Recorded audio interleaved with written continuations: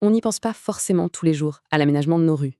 Et pourtant, c'est ce petit détail qui peut complètement transformer un trajet quotidien, le rendre agréable ou en faire une véritable corvée. Il y a des rues qui nous donnent envie de marcher, puis d'autres qui, au contraire, nous repoussent. Dans cette analyse, on va voir pourquoi et surtout comment tout ça, ça se joue dans les détails. On a tous déjà eu ce sentiment, pas vrai?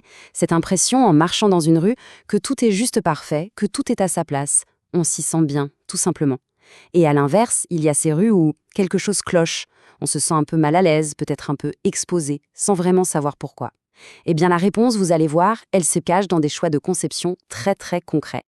Allez, on plonge direct dans le vif du sujet. Regardez bien ces deux scènes. À gauche, on a une rue qui est bordée de boutiques, avec des vitrines, on peut flâner, regarder. C'est une expérience qui est plutôt agréable, non? On se sent bien, on se sent même en sécurité. Maintenant, à droite, imaginez la même balade, mais cette fois le long d'un immense mur aveugle. C'est l'ennui total. On a ce sentiment d'être exposé.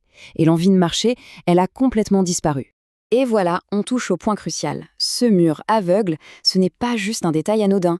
Inconsciemment, il est en train de nous dire « Écoute, la prochaine fois, prends ta voiture ». Et quand des milliers de personnes se disent exactement la même chose jour après jour, les conséquences sont énormes. On se retrouve avec plus de trafic, plus de pollution, plus d'embouteillages. Un simple mur peut avoir un impact à l'échelle de toute une région. Et le plus fou dans tout ça, c'est que la solution est souvent d'une simplicité désarmante. Prenez cet homme à Stockholm. Il fait 5 degrés, il part au travail à vélo. Et à voir son sourire, il a l'air d'être l'homme le plus heureux du monde. Et pourquoi? Tout simplement parce que des décennies plus tôt, quelqu'un a eu la bonne idée de dessiner 2 petites lignes sur un plan et de planter des arbres entre les deux. C'est un geste minuscule qui transforme un trajet quotidien en un vrai moment de plaisir. Historiquement, on était plutôt doué pour créer des rues agréables. Mais au cours du XXe siècle, il s'est passé quelque chose d'assez étrange. On a connu une sorte d'aberration dans notre façon de concevoir les villes. Regardez un peu cette évolution. Il y a eu un âge d'or où les rues étaient de vrais lieux de vie. C'était des parcs, des adresses prestigieuses. Et puis, au XXe siècle, tout a basculé. On s'est mis à concevoir les rues uniquement pour les voitures, en se basant sur des chiffres froids, la densité, la vitesse. On a complètement oublié que l'espace public entre les bâtiments est tout aussi important que l'espace à l'intérieur. Et aujourd'hui, on en paie le prix. Et cette image, elle illustre ce changement à la perfection. Avant, la façade, le porche, la vitrine, tout ça s'ouvrait sur la rue. Ça créait un espace public vraiment accueillant. Aujourd'hui, qu'est-ce qu'on met en avant? Le garage. On a littéralement tourné le dos à la rue pour faire de la place à la voiture. Alors la question, c'est comment on fait pour inverser la tendance? Heureusement, il existe une sorte de boîte à outils. 5 principes fondamentaux, en fait, qu'on retrouve dans absolument toutes les rues réussies. Allez, passons-les en revue. Les voici, ces 5 clés. D'abord, la forme. Ensuite, le confort, la connectivité, la sécurité et enfin, le caractère mémorable. Essayez de les garder en tête, parce qu'elles sont une grille de lecture formidable pour analyser n'importe quelle rue. La première clé, c'est donc la forme. Une rue vraiment agréable, ça donne une impression d'enceinte. C'est un peu comme si on était dans une grande pièce à ciel ouvert. Et cet effet, il est créé par un truc tout simple. Le rapport entre la hauteur des bâtiments et des arbres sur les côtés et la largeur de la rue elle-même.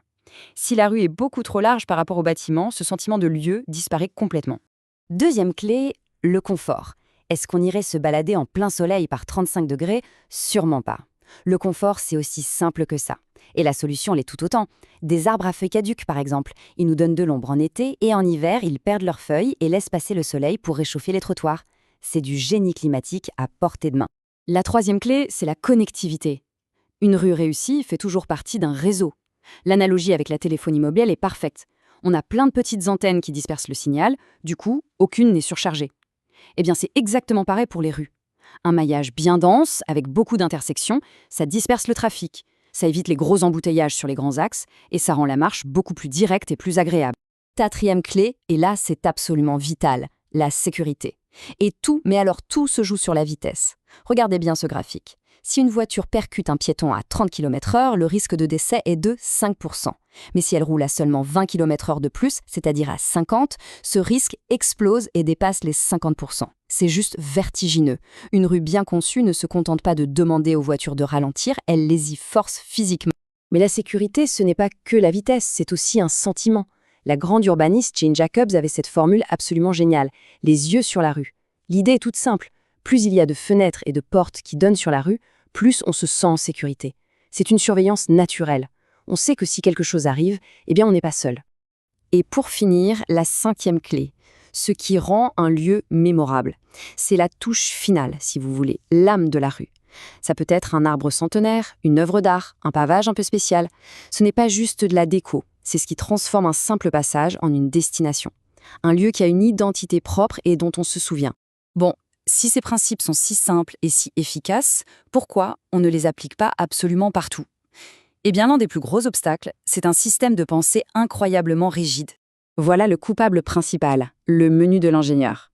Dans la plupart des municipalités, on ne connaît que 3 types de rues, et c'est tout: artères, collectrices et locales.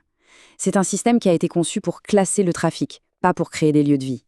Donc, tout ce qui ne rentre pas dans une de ces 3 cases n'existe tout simplement pas pour l'administration. Et ce menu ultra limité, il étouffe toute forme de créativité. Si on arrive avec un projet de rue principale vivante qui serait une destination en soi, on risque de s'entendre répondre « Ah non, désolé, ça ne rentre dans aucune case, le manuel ne le permet pas ». On se retrouve complètement piégé par un système qui ne voit la rue que comme un tuyau pour faire circuler les voitures le plus vite possible. Mais, et c'est la bonne nouvelle, ce n'est pas du tout une fatalité.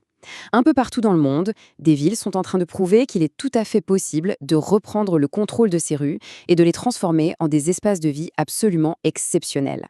Prenons l'exemple de South Miami. Dans les années 90, cette ruelle, c'était juste un espace de service. Des poubelles, des livraisons, un lieu purement fonctionnel, assez sombre, qu'on traversait le plus vite possible sans y prêter attention. Et voilà le résultat aujourd'hui. La transformation est juste incroyable. Et pourtant, regardez bien, les changements sont assez simples. Un nouveau pavage, quelques arbres en pot, des tables et des chaises. Et l'arrière-cour un peu moche est devenu le cœur battant du quartier. Un lieu où on a vraiment envie de s'arrêter de passer du temps. Un autre exemple, encore plus ambitieux, Chattanooga. Dans les années 90, Main Street, c'était une vraie rue fantôme. Des façades murées, des bâtiments incendiés. C'était un endroit qui faisait fuir tout le monde. Là, la stratégie de la ville a été très simple. On commence par la rue. En la réaménageant complètement, en la rendant belle et sûre, ils ont créé ce qu'ils ont appelé une adresse de confiance. Et ça a tout changé. Les investisseurs, les artistes, les commerçants sont revenus. La rue n'a pas seulement été rénovée, elle a été le catalyseur de la renaissance de tout un quartier. Tous ces exemples nous le prouvent. Une rue, ce n'est pas une fatalité. C'est même le plus grand espace public qu'on possède tous en commun. La vraie question, ce n'est donc pas de savoir ce que sont nos rues aujourd'hui, mais plutôt ce qu'elles pourraient devenir, si on décidait, enfin, de les concevoir d'abord et avant tout pour les gens.